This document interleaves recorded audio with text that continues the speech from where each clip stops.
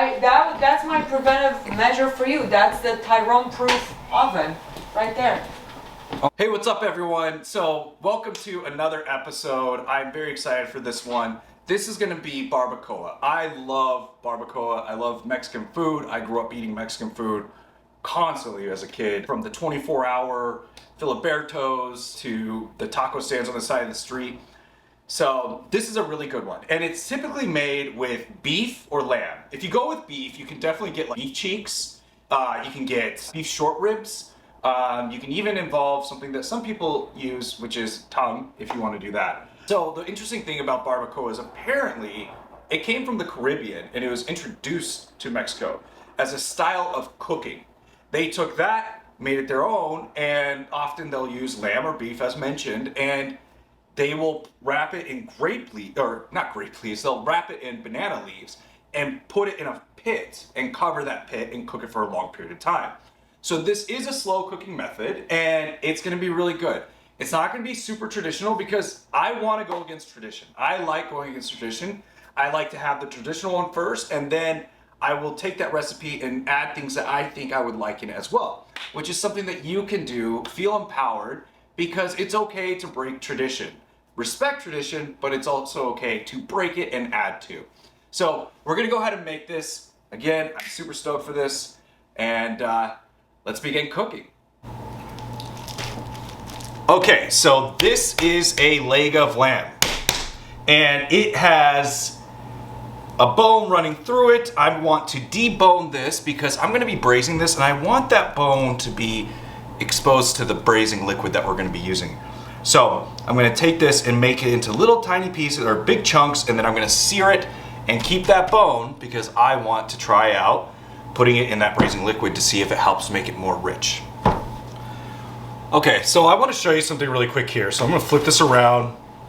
And so as I've been deboning the meat, I've been getting to some interesting parts of the meat. If you haven't like made a brisket before or done a lamb, deboned a lamb leg like this, or butchered up some of your meat in general, you'll find some really interesting connective tissue. And so right here, I have this type of fat. Now, I don't like to waste anything from my food. I will figure out something to do with this fat.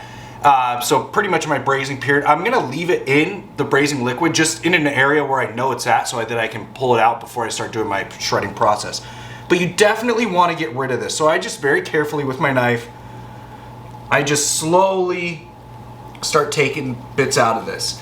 This will render down quite a bit. Some of it doesn't render down and it's like, it's unedible, but some of it does render down. So that is a good thing.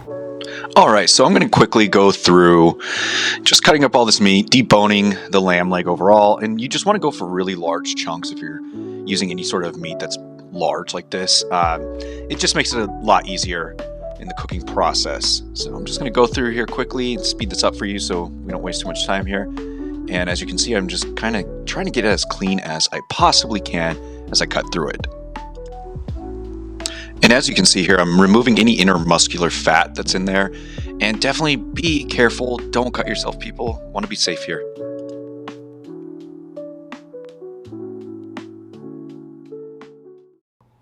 All right, so it is deboned. So I still have quite a bit of meat here.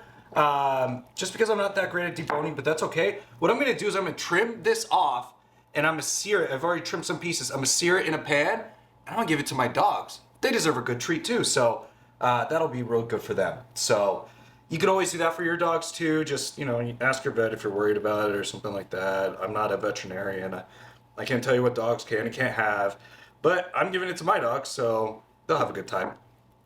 Okay, so I got quite a bit of meat off. Not a lot, but just enough for a nice little snack for the dogs.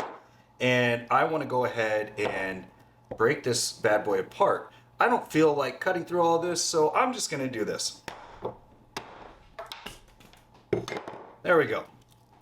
These are done, and they will now fit in the pot. All right, so I've got all my cubes of meat here. So what I'm going to do is I'm just going to go through each one of them and heavily salt and pepper them before I throw them on the grill. You can throw them on your grill, flat top like I do, or even a pan. You can do them in a pan if that works better for you, or even in your crock pot that you may be braising it in. Whatever works, go for it. So there we go. That's everything right there, and we're going to be moving on to the grill. So to the grill, I add a bunch of lard to it just to season it up. You don't have to use lard. I just really want to cook it in lard so I can make this a really dense dish. So the less lard, the more healthy. And so just put them there, and I'm just trying to get the fat side first. Of course, some of them fall over, and you can always adjust, but just trying to get the fat side first so I can render down as much fat as I can from each cut.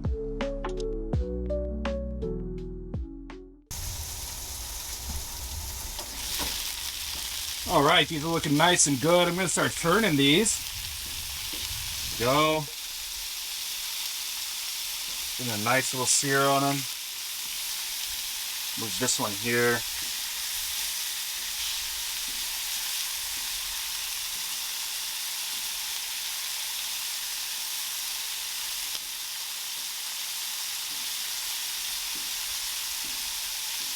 All right, now while these are going, I'm going to go ahead and I'm going to start working on our marinade for the broth that we're making. I guess we could just call it a marinade at this point, right?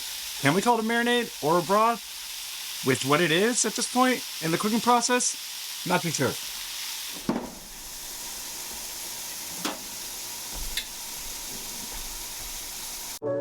All right, now it's time for our marinade. So to a blender, I am going to go ahead and add 3 sliced jalapeños. Now this is about 14 to 15 cloves of garlic. You can use less if you want. 1 whole white onion. I've got 2 guajillo chilies, 6 arbol chilies, and then I'm going to add about 2 to 3 chipotle peppers from the can, and then a tablespoon of apple cider vinegar. After that, I'm going to add about a tablespoon of salt and pepper, then a tablespoon of allspice. That is optional. And then a tablespoon of Mexican oregano. You can use regular oregano, that's fine. And then an entire container of beef bone broth. Then I'm going to go ahead and blend this on high.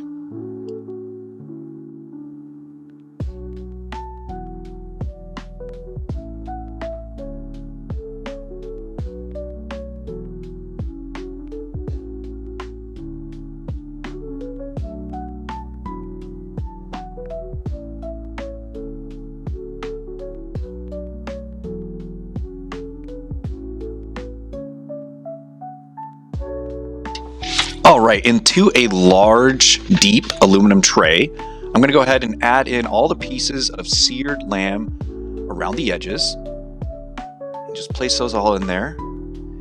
And the reason why I'm doing this is because I want to add the bones in the center. And remember earlier I said I want to take that extra fat and know where it's at. I'm just going to slip the fat in between those bones so they don't go around during the braising process. So after this, I'm going to go ahead and start adding in our marinade here. But before I do, I want to add in some lard. Now, this is quite a bit of lard. I would have to say it's at least half a cup. You don't have to go as crazy as I am, but hey, I wanted this real rich, and that's what we're going to get. Just like carnitas. It's kind of like the same process as carnitas. All right, and here's our marinade. I'm going to go ahead and drop this in. It's quite a bit. You see how it almost fully coats them? We don't want them completely submerged, but just enough, about halfway. And then I'll rinse that blender cup there, and I'll just go ahead and add in that water. And then to that, I'm going to add 5 bay leaves. And then I'm going to cover this. I made such a dumb move. I accidentally did the nonstick side up, but I was in a rush, and I didn't notice that until now upon editing. But yeah, we're going to cover this and pop it into the oven. The oven's going to be at 315, and this is going to braise for about 3 to 4 hours. That's my preventive measure for you. That's the Tyrone-proof oven right there. Okay, so she says that this is a Tyrone-proof oven. So I'm going to go ahead and pop this in. Let's hope I don't mess this up. Okay. Not allowed to tip it. All right, just set this in here, 3 to 4 hours, and we're good. All right, so we're here. So everything has been braised. All the meat has been braised, and it took me about just over three and a half to 4 hours to braise it. And what I'm going to do is I'm going to let this sit overnight because they retain the flavor a lot better if you do that overnight, and it's easier to shred the next day. However, it's up to you. You can go ahead and shred it like on like right when it's done, if that's what you want to do. But honestly, it's so much better just to pop it in the fridge and wait overnight for everything to be even better. And then you want to strain out all that braising liquid and reapply it to the shredded barbacoa.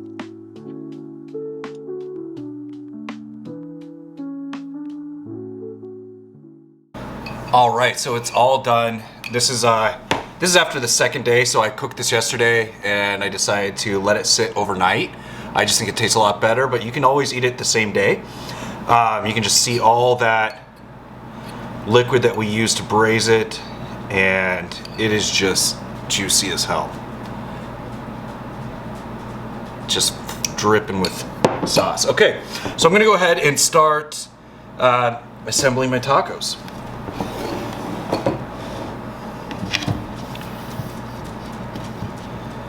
Start off, I'm just going to start with some tortillas. I'm going to make 3 here.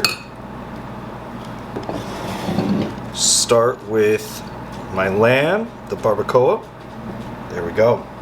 So I'm going to go ahead and add in some white onions that I've diced, some cilantro.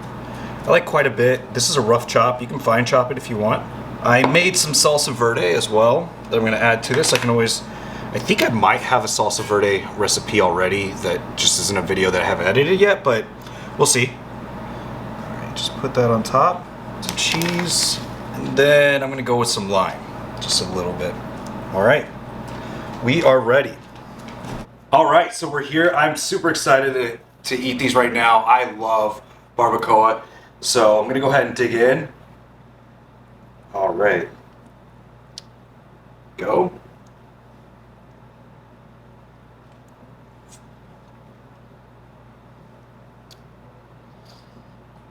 Wow, it's super juicy, super flavorful because of all that fat and that brining liquid. This is definitely worth it.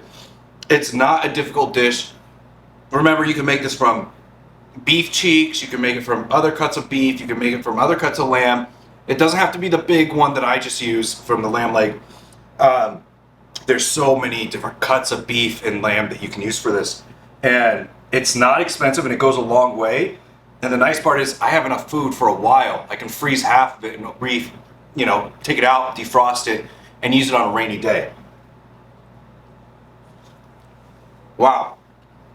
Okay, well, go ahead and like, comment, subscribe, and yeah, let's make some more recipes.